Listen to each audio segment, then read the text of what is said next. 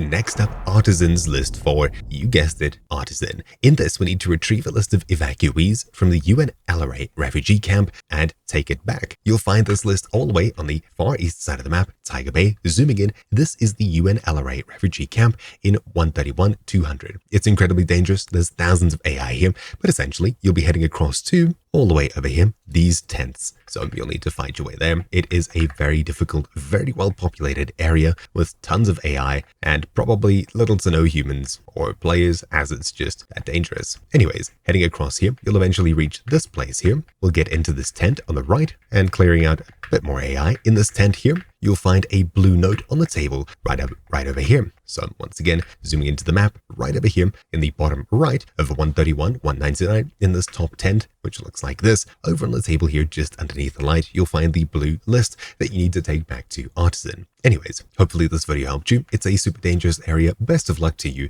Thank you all for watching. My name's been Troubleshoot, and I'll see you all next time. Ciao.